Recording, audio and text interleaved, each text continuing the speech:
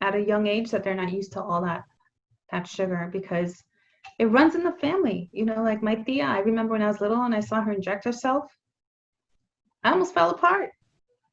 I was like, why would anyone want to inject themselves? Because it's traumatizing as a little kid to go to the doctor and get a boo-boo shot. Um, and I saw her. We were on a picnic. I'll never forget. And my mom was like, hey, you know, it was like the big family camping picnic situation. She's like, hey, get the whatever out of the car. Get my thing out of the car. So I was like, all right. So I went to the car and I was like, go to the car, right? I see that they had, you know, the old station wagons, then you open it this way, not Yeah. up. Okay. So the swing door, right? And then I see her with half her pants down, her and her husband, right? And he's fixing the needle. He's doing this, right? And she's leaning into the back of the car, the door, and he gave her the boo boo shot. And I was like, I was terrified. I was a little kid. Wow. I was like, what is going on, mom? This is going on. She's like, let me tell you something. This is normal. He needs to take medicine and insulin for her diabetes and no, no, no, no. So she had to explain it to me. I had no idea. Trauma for 4 years old. Trauma. Wow. But but yeah, like I admire that you were able to for 2 years do that because I'm not up there yet. The best I could do right now is just not keep it in the house. And that's it. But that right there, like, you know, controlling the protein and all that stuff, man, it's hard because I know I cook for these kids.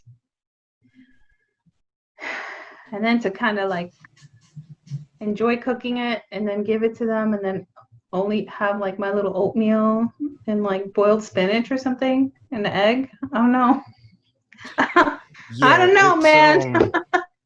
it's Oh, it's really tough at first, you know, but it's a matter of once you stick it out about 3 or 4 weeks, it turns into habit. And in fact, okay. there's something you mentioned earlier about palates changing. Mm-hmm. What Tora and I have been doing this past few days, we've actually been waking up really early and exercising together. You know, and Nice. what I did now was we cut a lemon with plenty of water, and that's what we have as breakfast, and then we go right into exercising. And just of waking up early and drinking that, about it's been about 3 days straight now. To see what happened, just to see what happens. I went outside today and when I went to Wendy's and I ordered one of those 4 for 4s. I tried eating the fries. I didn't get past the first two. It was like You this couldn't? is no, it's like it was way too salty.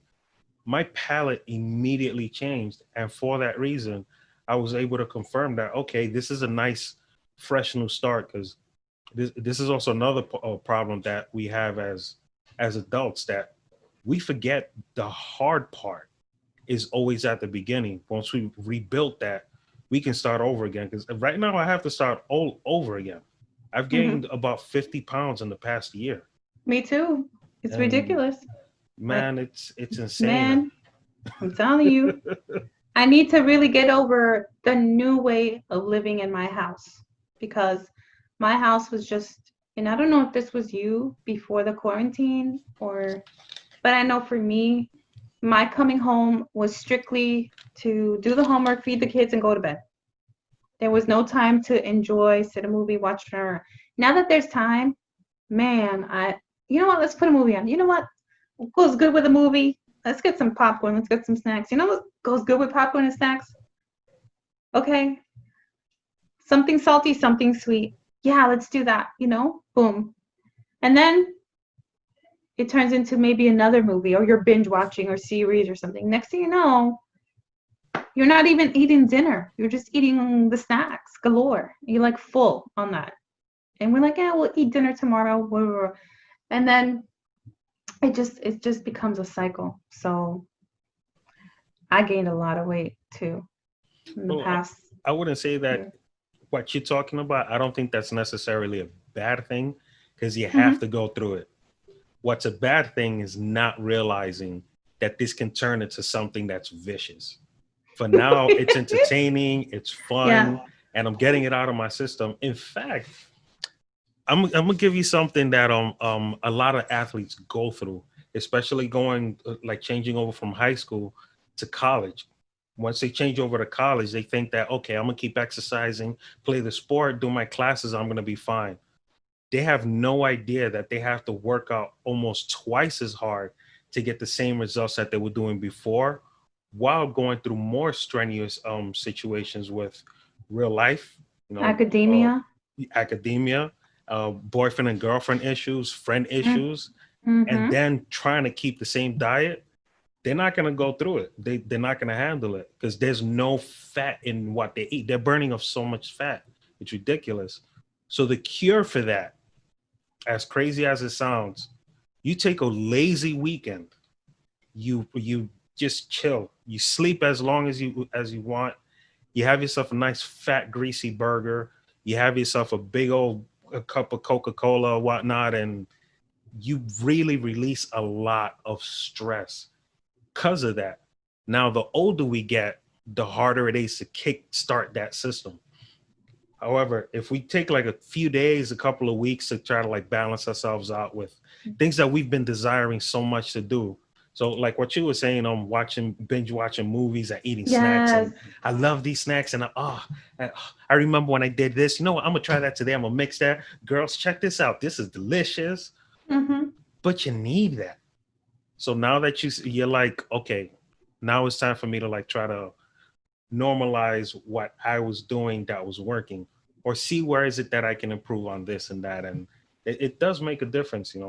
We were there too. This was what you're talking about. I was there about a week ago, thinking about this. Like, okay, this is fun. There's a whole lot of fun, but like I'm starting to put on extra pounds on the 40 pounds I already put on. I put on an extra 10 pounds during this quarantine, and I'm like what's going on? You were exercising in the morning and then you stopped all of a sudden. So Mm-hmm. I kind of checked myself in that situation. Yeah. And sometimes today earlier, like I was like, okay, now it's time to start. Like, there's certain organization that I did here. So now I'm like, okay, now I'm going to take it to, this is what I always wanted to organize was my pictures and that was photo albums and stuff. So I started going through and I was like, damn, I remember that outfit. I used to fit that outfit. Can't fit that outfit. That was like 6 months ago. Damn. And, stuff like I'm just like, damn, I can't believe how loose that shirt was on me. Just like amazing. A little quarantine could do. So, but in the beginning of quarantine, I was actually losing weight and I was doing less because I was having a lot of fun staying home. Like you said, I was like, it was like the beginning. I was like, yeah, I get to work from home.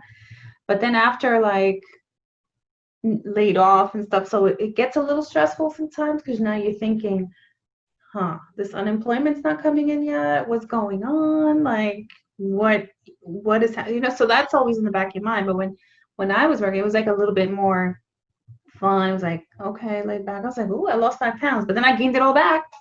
Right now, I'm just like, hey, you know. There's a diet that I did that I lost a lot of weight. It's the HCG diet. And that is a time where you have to strictly eat like 1,200 calories. You have to inject yourself or take droplets of hormones, right? And you eat 500 calories a day, okay? Lots of water, and you lose like a pound a day or half a pound a day. And you have to do it for 40 days, which is the first round, and it's the shortest round because you go into the phase of like 3 weeks, you inject yourself or you take drops, 500 calories. Then you start moving into phase 2 where you stop injections or you stop the drops, and now you work on your body naturally, right? But you increase the calorie intake, but you have to eat clean. Vegetables, no starches, no potatoes, asparagus, and meat has to be like I don't know, like 100 grams. You have to weigh your food. Yeah, 100 grams of protein, da, da, da. So that worked, right? So I was like, wow, I cut my size in half, literally. Like, I lost all the weight and everything. But when it came back with a vengeance. It came back and then some. Because it's not sustainable. Because your body has to really know how to break down even the other foods that you don't eat every day. You are not, for the rest of your life, not going to have a slice of bread. or you for the rest of your life are not going to have a potato, right? Unless you're like really allergic to it or something bad. Like, it has to be sustainable also. Your body has to be able to balance and eat all these nutrients. You have to know your body, but at the same time, you can't just say, never again am I going to eat, chicory, or never again am I going to eat this and that. Maybe veganism, maybe something like that, vegetarianism, be a pescatarian, but there's balancing, because somehow you need everything.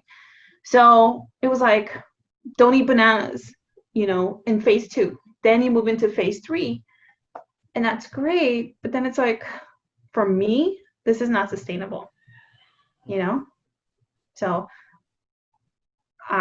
it was fun. It was nice to have that, but your body does react when you clean your palate. I went to Burger King. I didn't last 1 hour. I threw up after this HCG diet because it was disgusting. Gave me a headache.